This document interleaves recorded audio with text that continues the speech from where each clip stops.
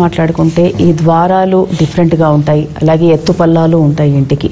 వీటి గురించి ఏం చెప్తారు? అమ్మ, ద్వారాలు అనేది సరి సంఖ్యలో ఉండాలి, కిటికీలు కూడా సరి సంఖ్యలో ఉండాలమ్మా, సరి సంఖ్యలో ఉండాలి. ఇప్పుడు ఫ్రెంచ్ డోర్ కింద అటు ఇటు విండో వస్తుంది కాబట్టి అది ఒక సరి సంఖ్యలో సరిపోతుంది, అడ్జస్ట్మెంట్ అవుతుందమ్మా. అయితే ఏదైనా కూడా ద్వారాలు మనం పెట్టుకునేటప్పుడు శుభ ముహూర్తం తప్పనిసరిగా చూసుకోవాల్సిందే. మెయిన్ డోర్ కి చూడాలి, అన్ని ద్వారాలకి. మెయిన్ డోర్ కండి ఒక డోర్ లేపితే చాలండి, మిగతా అంత పనులు సక్రమంగా చూసుకోవాలి. ద్వార దోషములు శుభ ముహూర్తం లేనప్పుడు కూడా ఇల్లు జీవితాంతం మనకు శుభ ఫలితాలు ఇవ్వదు. మనం అశుభ ముహూర్తంలో మనం ద్వార నిర్మాణం చేస్తే మాత్రం అశుభమే ఇస్తుంది, శుభ ముహూర్తంలో చేస్తే శుభమే ఇస్తుంది అనమాట. ఎందుకు అంటే ఇక్కడ మనం చూస్తేనమ్మా, ద్వారము 100% మనం ఎవ్వరమైనా కూడా నిర్లక్ష్యం చేయకూడదు. అన్ని ద్వారాల కంటే సింహద్వారము ఎత్తులో కానీ మందంలో కానీ, సింహద్వారం అంటే సింహద్వారం లెక్క ఉండేటట్టు చూసుకోండి. అదేవిధంగా మనకు లెంటల్ లెవెల్ అండి, ఒక లెంటల్ లెవెల్ని ఒకే లెవెల్ని మెయింటైన్ చేయాలి. డోర్స్ అన్నీ కూడా లెవెల్ అండి, హైట్ అన్నమాట. కానీ చాలా వరకు ఏంటంటే ఈశాన్యం డౌన్ ఉండాలి, నైరుతి హైట్ ఉండాలి అని చెప్పి ఈశాన్యం కంటే వాయువుల హైట్ ఉండాలి, వాయువు కంటే ఆగ్నేయం హైట్ ఉండాలి, ఆగ్నేయం కంటే నైరుతి ఉండాలని ఈశాన్యం ఏంటంటే చక్కగా ఇట్లా డౌన్ చేసేస్తారేమో.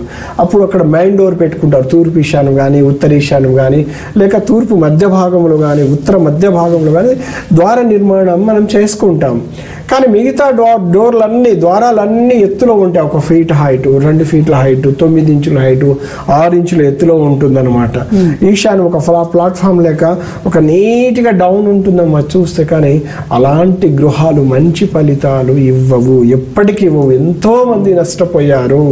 అందుకేనమ్మా ఏదైనా కూడా మీరు టైల్స్ వేసుకున్నా, మార్బుల్స్ వేసుకున్నా, గ్రానైట్ వేసుకున్నా కూడా మీకు నచ్చింది వేసుకోండి.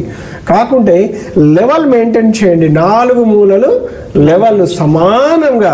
కానీ ఎప్పుడు కూడా గృహము లోపల పైప్ పెట్టి వాటర్ పెట్టి కడగకూడదమ్మా, తూడ్చుకోవాలి. ఎందుకంటే కడిగిన ఇళ్లలో లక్ష్మీదేవి ఉండదు. ఇంకా చాలా వరకు ఏం చేస్తున్నారంటే ద్వారాల పైన లక్ష్మీ పటాలు పెడుతున్నారు. దయచేసి లక్ష్మీదేవి పూజ మందిరికే పరిమితం చేయండి బయట, ఎందుకంటే చలనం అన్నమాట, దానివల్ల కూడా ధనం ఉండకపోవడము.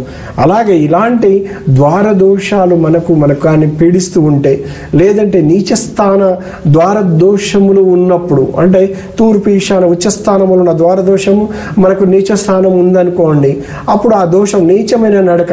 అలాగే బెడ్రూమ్లో తూర్పు ఆగ్నేయంలో పెట్టుకుంటారు. అంటే అపార్ట్మెంట్ కల్చర్లు అన్నీ దాదాపు అంతే ఉంటుందండి.